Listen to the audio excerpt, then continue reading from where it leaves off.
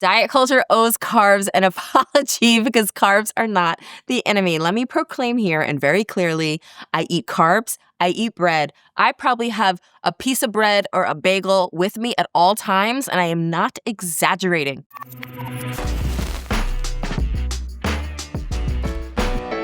From the Vox Media Podcast Network, I am Robin Arzón, and this is Project Swagger, your transformation toolkit. My cookbook is out today, y'all. It is called Eat to Hustle.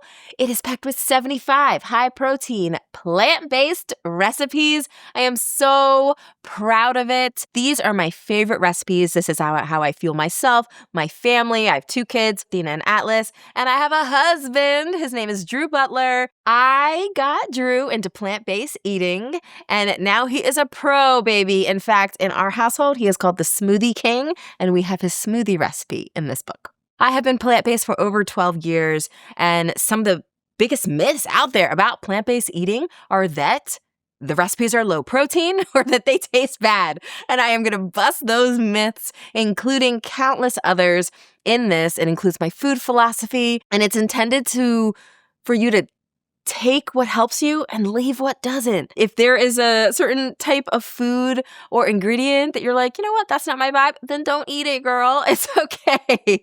I really wanted folks to approach fueling with the same confidence that they have choosing your favorite outfit or finding the workout that moves you and works for you. To mark the occasion, in this episode's Fire Starter session, I wanted to talk about the pillars of nutrition and how I applied those pillars to a plant-based life.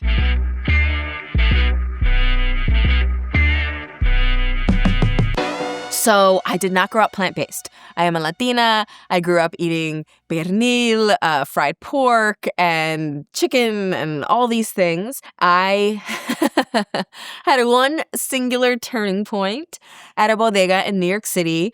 It was back during my corporate days of law, and I went to the same exact bodega, like corner deli, in New York City, in Midtown.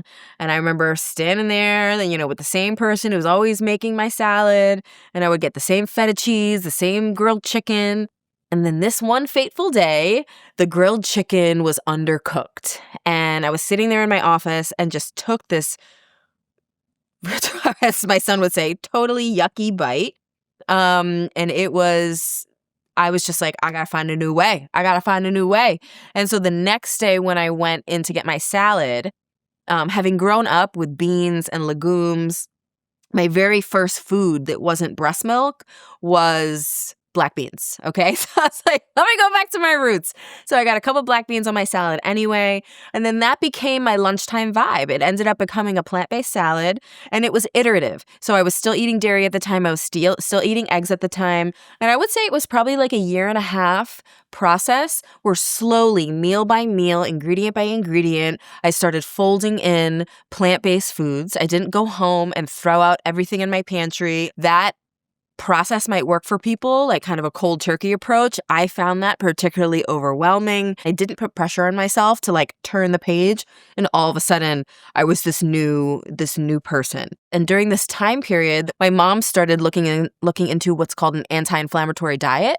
And the anti-inflammatory diet is predominantly plant-based. There are entire books and studies around this, so please dive into that if you're interested. And so then she started eating more plant-based foods, and then our meals and our holidays kind of started having this side table of of plant-based dishes.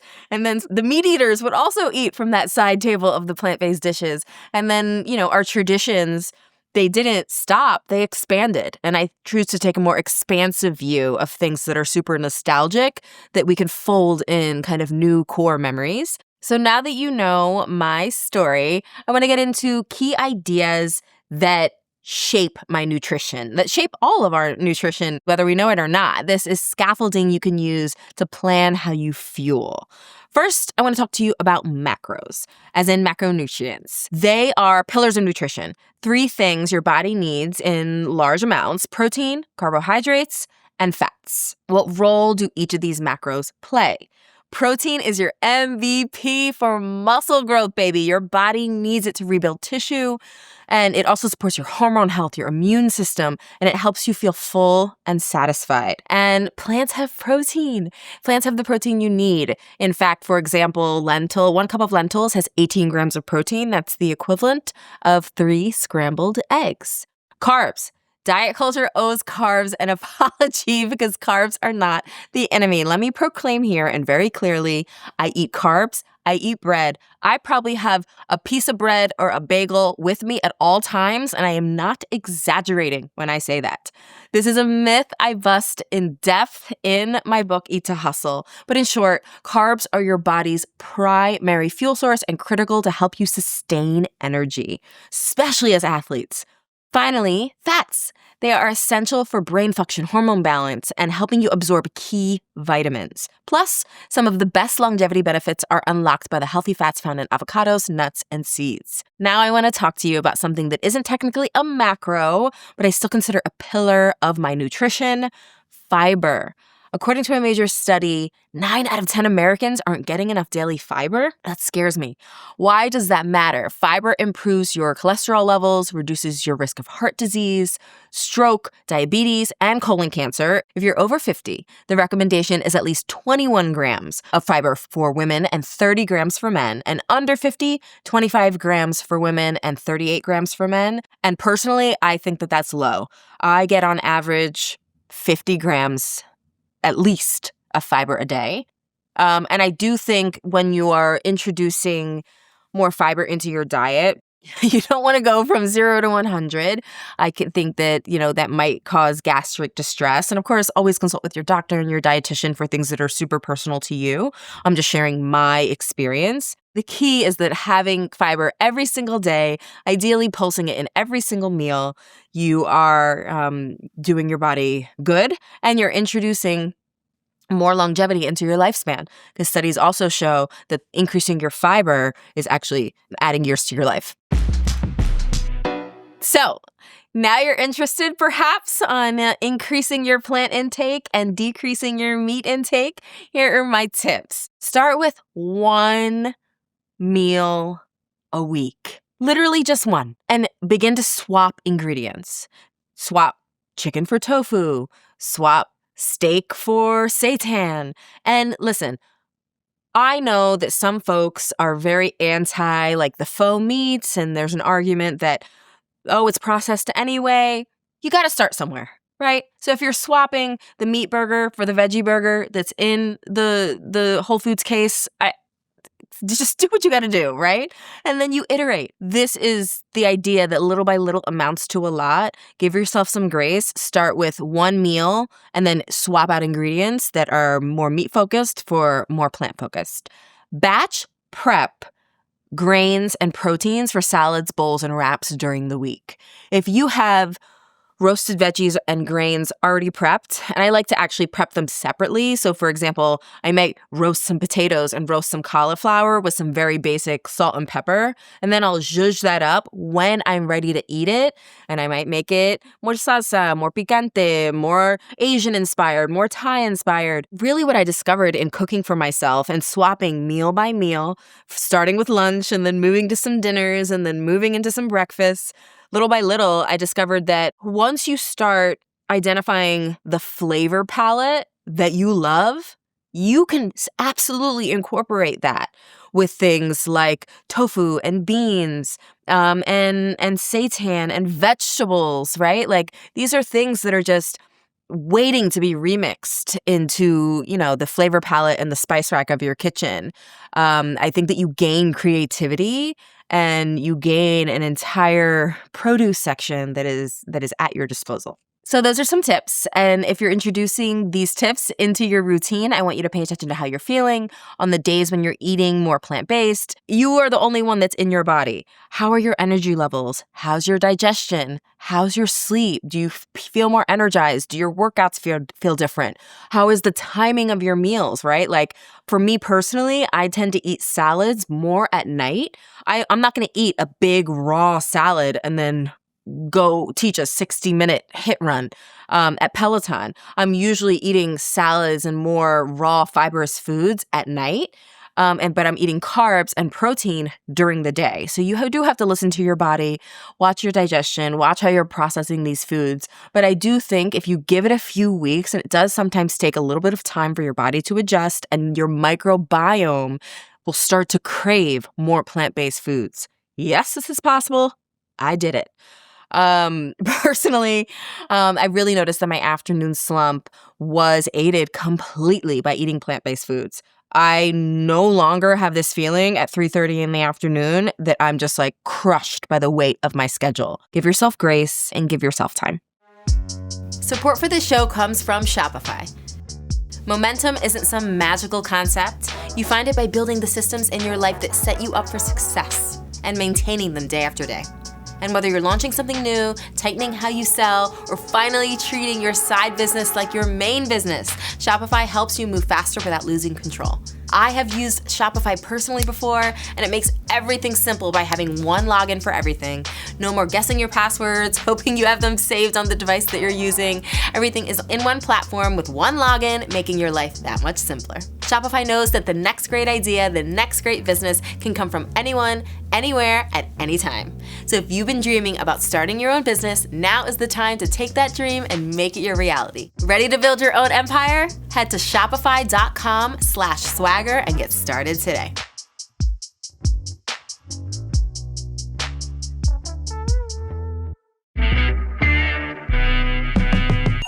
You've reached Robin.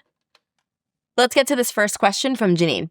Hi, Robin. Your class has helped me so much during the year I battled and beat stage 3 rectal cancer, and in the year I've had since cancer, where I've tried to put my body and spirit back together, especially since early onset menopause has entered the picture. My question for you is, how do I learn to accept what is instead of resenting that part of me that won't ever return to what was? And how do I learn to love the new version of myself? Oh, girl, that is so intense. Thank you for sharing that. First of all, I've never experienced anything like that. And I venture to guess that there are support groups specific to your experience out there, especially in a digitally connected world, where you can find folks that are seeing your story because they've been there. So I would never want to presume something. But I know when I've been in stages of life, at least for me when I was, and again, very different medical journey, but when I was diagnosed with type 1 diabetes, I had a mourning period that I allowed for myself. And I actually had almost like a grief ceremony. For me, it was journaling and then like burning pages.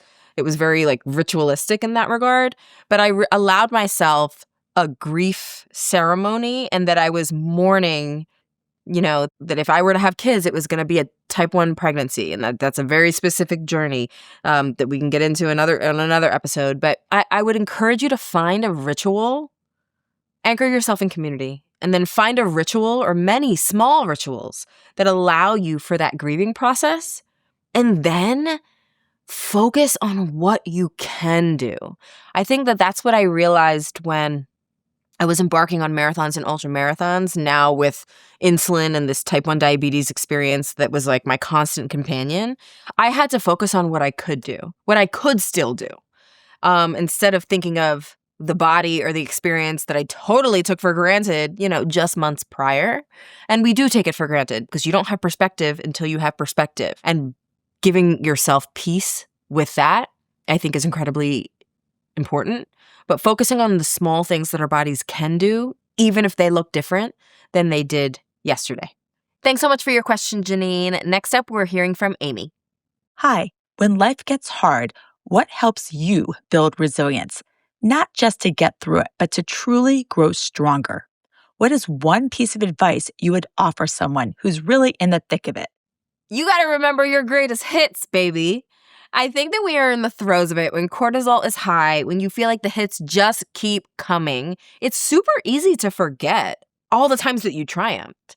I say often we've made it through 100% of our worst days. I mean, and there are like big moments in the story where you're like, oh yeah, I survived that. Medical stuff, life stuff, grief stuff. But we don't give ourselves credit for the smaller, less intense and dramatic moments, that we're still surviving and thriving. I think that we should be more habitual about writing these things down. Write them in your journal, leave yourself a voice note, do a little selfie video. We're always recording things in this day and age. Why not record the moment when you get out of a meeting and you're like, I feel really proud about that. Or the moment when you send that email and you're like, yeah, girl, you just did that. Save them as little breadcrumbs for when you don't even know you're going to need it. Because I do find that the message from you to you is always going to be the most powerful. And that's all we're going to get to today. Thank you for all of your questions. Keep them coming. 1-877-ALL-SWAG. For this week's edit, I want to tell you about 2 of the parenting books that have really helped me on my parenting journey.